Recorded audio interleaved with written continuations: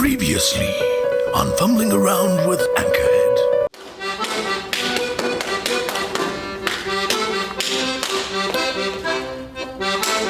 And the saga continues. Shadows roost thickly in the vaulted ceiling, and small green-shaded desk lamps cast pools of warm radiance here and there around the library's dim interior. Pause. I really want desk lamp like that. Greenish. Well, okay, you can get those, sure. No, Ruby says I can't. Why not? Don't you have your own little room? Yeah, but it's too small to have a... A small desk lamp? Do you have a desk? I have desk. Then you can have a desk lamp. Okay, fine. I'll get a desk lamp. Okay. You pause for a moment. Pause to let the hushed peacefulness of this place soak in, a welcome relief from the unsettling events of the day with the mist and the fishermen and everything. An exit lies east, and a small alcove to the north houses the circulation counter, whatever that is. Peering through the shadows, you spot your husband, sitting at one of the reading desks, absorbed in some sort of weighty tome. Call him out, the bastard. Clearly oblivious to the times, scold Michael. Oh, get my head. Right. I'll talk to Michael. Talk to Michael. About the Verlac family. You do the thing and I do his voice. Okay. Michael looks up, startled, then realizes it's you and smiles. Hi, hon! He says, closing the book and stretching. Then he glances at his watch.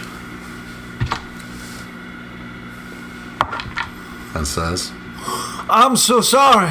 I just lost track. He smiles sheepishly. And then he asks, Well, did you get the keys? Yes, I did. Okay. Yes. Yeah. Yes. Great, let's see him. You should have done that. Why do you want to see keys? Show keys to Michael. Hey, something happened. Great, says Michael. You hang on to that just a second, I'll put this back. He takes the book up on the circulation desk and hands it to the librarian. Oh, there's a librarian there. Okay then, he says, returning. Let's go. Michael suddenly smacks his forehead. Oh crap, I forgot to tell you. The car broke down. Whoa. Yes, excuses. He spreads his hands. I don't know what happened to it. 1 second I'm parking outside, the next second it dies, and I can't get it started again. Ha! I called the tow truck, but the telephone didn't work. But the nearest garage is up in Arkham. They picked it up, but won't be able to look at it until next week at the earliest. Anyways, it looks like we'll have to walk back to the house. He offers you a lame smile. You can hold the umbrella. Well, gee. I've been holding the frigging umbrella for quite some time now. Yes. We got some scores. We got some points. Yes, we got 2 points. Yeah. Yay. We are getting the points. So then what? What? Okay. How Michael? Oh. He smiles and kisses you back. Oh. Well, he's such a good guy, really, but he's just so aloof. You can't depend on him for Eccentric. anything.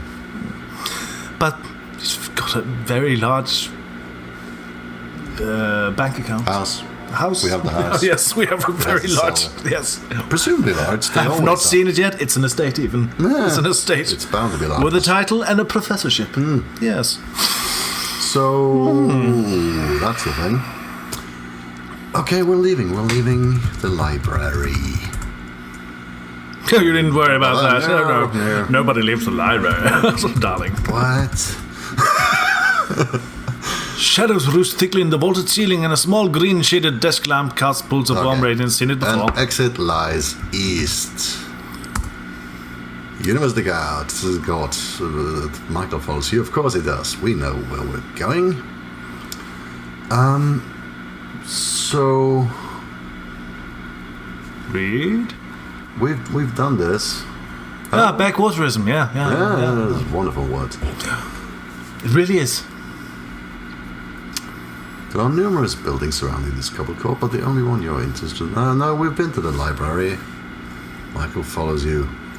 Ask Michael for directions.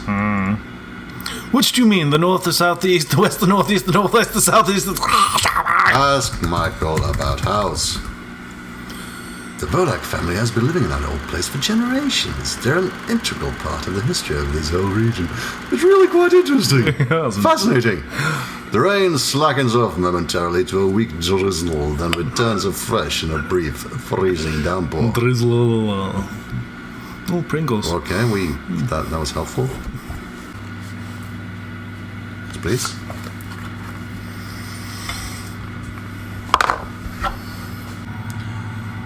We're at the bridge. Let's continue. Moss-eating flagstones? We're at the town square. Not moss-eating, but moss-eating. I've never seen moss-eating flagstones. Town square. A wide expanse of uneven paved stones. It's the courthouse. Closed for the day. There's a narrow alley to the southwest. Steps. We're not going to the river. The street bends south. We're heading south, right? That's the opposite of north. So southwest then. Scenic view. The tree line falls away on the north side of this northeast bend in the road, giving way to a panoramic view of the Miskaton River valley and the grubby little town of Anchorhead nestled within it. From here you can see the paper mill almost directly to the north. The solitary lighthouse and surrounding ocean to the northeast, and the dilapidated stone church below to the east. Winding through it all is the oily black ribbon of the Miskaton, and almost directly in the center lies the little clearing of Town Square. You can just make out the shape of the obelisk, from here. Michael is here waiting for you. Michael scuffs around desperately. What is he doing that for? I didn't pay attention to any of that. There's a lighthouse. There's a paper mill. Is there a house? Dilapidated stone church below to the east. Should we go to... Dilapidated stone church sounds kinda important. Let's go to the church. Scenic view. Oh, the hillside rises too steeply in that direction. Below you to the east. Right, okay, so we can't, there's no path. There's no path to the church. Jesus has been denied to us. Sorry. So we're going to the Pizza. We're going ahead. No, we're going northeast to Chile Avenue. No, we don't want to be there. It is a silly place. Southwest. Scenic view. Oh, it's just a scenic view. It's like a. Oh, it's not a. It's a view. It's not a junction to go somewhere. We can see stuff, but we can't get to that. Oh, look at all this stuff, Michael. It all belongs to us now. I can make out the shape of the obelisk from here. Well, can we see our house from here? Look for house. You'll have to specify where you want to look. Alkoholfri veteöl.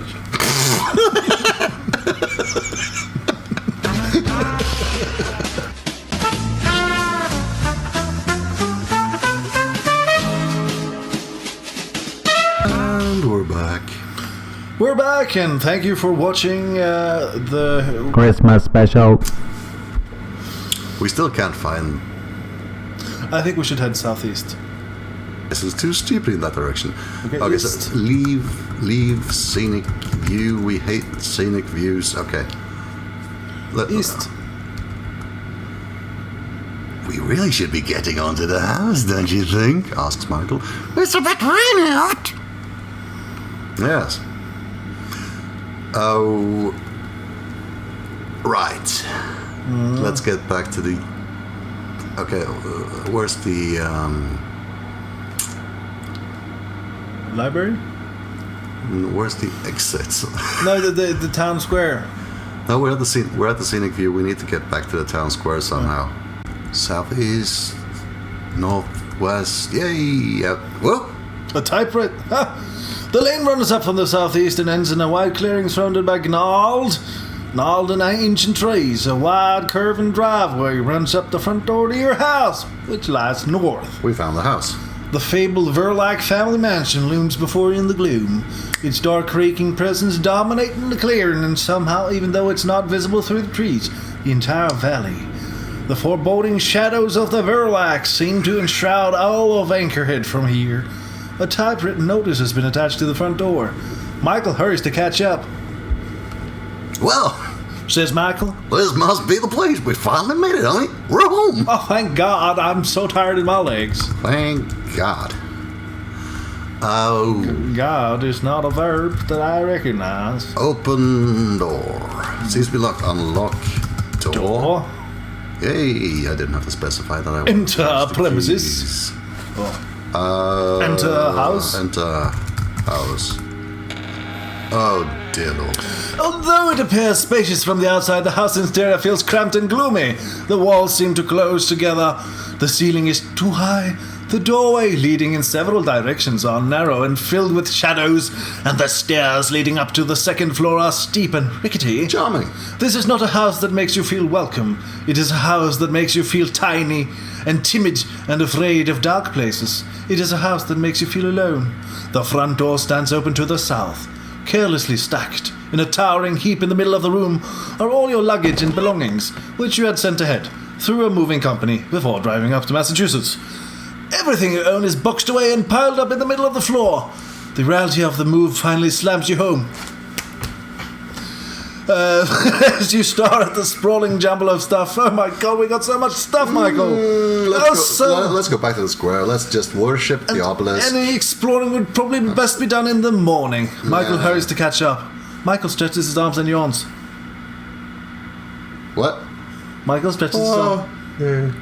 Well, He says, I think I'm going to turn in. There'll be plenty of time to unpack and explore tomorrow. Good night, Hunt. he kisses you on the cheek. Don't stay up too late. And with that, he goes upstairs. Okay, we found the house. We found the house. Explorion in the house! You don't want to call it? You want to explore the house? We should probably go to bed. No, not us. Yeah, I know. I feel that we have to make something very, very, very clear. I'll just explore the house. I don't live here. I've got a wife and he's got a cat. We're men among men and manly men, yet manly men are we. We're men among manly men among manly men are we. I don't have a cat. Let's go upstairs. Upstairs landing, a narrow hallway runs east from the top of the stairs down the length of the house. To the north, directly opposite the stairs, is the master bedroom, which we want to go to. The master bedroom is a picture postcard of rustic New England charm. In this horrid house, faded sketches of rural landscapes adorn the walls. A beautifully carved dressing mirror stands in one corner. An old-fashioned accordion radiator. It gurgles quietly beneath the window. The most striking feature, an enormous antique four-poster bed. Woohoo! Must be the largest piece of furniture in the world. The house. Michael is curled up in the bed, sound asleep. Stab him, kill him. If it weren't for this hopelessly backwater town and the disturbing circumstances surrounding this house, the house, you say this was your dream home. Never, I tell you. Even so, as much as you would like to relax and enjoy the comforts of a fully furnished historical New England estate. What are the disturbing circumstances surrounding the house? We don't know yet, but we've been walking around town for days. Apparently we know. You can't help but be put off by the shady aura surrounding the family that used to live here. The last of the line, you remind yourself recently committed suicide after killing his wife and 2 daughters with a shotgun. As you do. Involuntarily, you shiver. glancing nervously at the doorway. To the south and west. And then you promptly forget about that and go to bed. Gratefully, you remove your clothes, leave your things on the bedroom floor, crawl into bed and pull the covers up to your chin. Something is nagging at you, preventing you from probably sleeping. Michael. Suddenly you remember you left the front door unlocked. You silly woman. Oh, dear Lord.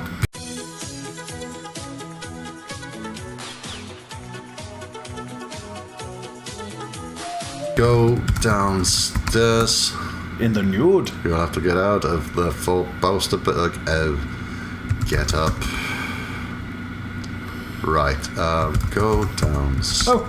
No, this is the old... You can also see a styrofoam cup, which the old cold murky coffee. That's because we put it on the We kept the old floor. cold murky We've coffee been in holding it this entire time. And the old tin too? Yep, it's open. It smells of fish oil. And a bottle of whiskey. Go down... What? Oh, we have to go into the hallway. We want to go south? Shouldn't you get your mother? No. We're only going to close the door, but hey. You put on the clothes and then you go south. And then we go downstairs. We close the door. We lock the door. We barricade the door in case of zombies. Then we go upstairs. Upstairs. Go upstairs. Yeah, we need to go upstairs. To have the time with Michael. Michael is my lover. Zombie, we go to Go to master go to bedroom. north, and then we go to The bed. French code is here. Right. Andreas, go to bed. Gratefully, you leave your things on the bedroom floor. I crawl into locked bed the door. I locked the door. Didn't I lock the door? Yes, you locked the door. You said to lock the door. Ignore door. Christ. Leave. Level up. My mind is broken. Your mind is broken. Your head is gone. Your mind is broken. You're so far gone. So we're putting the clothes back on. Do not Get use a styrofoam cup. dressed. Then we go south. Styrofoam Then we cup. go downstairs. Go downstairs. Then we lock the door. I don't have the... You Oh God, it's upstairs. Go upstairs. Take keys. Lock the door. And we go to bed again. Gratefully, you leave your things on the bedroom floor, crawl into bed, and put the covers up your chin. Almost immediately, you fall asleep, and as the wind slithers around the eaves and the house creaks, furtive secrets to itself. I love you. You drift into troubling dreams. No. Oh, Michael, why did you do that to me? How cozy. Oh, something's happening. You are waiting in your bed, with the coverlet up your chin, waiting for Father to come tuck you in. Footsteps in the hall, pause outside your door. You close your eyes. When you open them again, Father is standing in the foot of the bed. His eyes are bloodshot, rimmed with red. And you wonder if he's been crying. Slowly he starts to take off his belt. Only it's not your father. After all, it's Michael. He hands you a golden sphere and says, I don't know what it opens yet, but I have an idea. your reflection is like a little doll trapped inside the sphere. Everything is tinged with gold.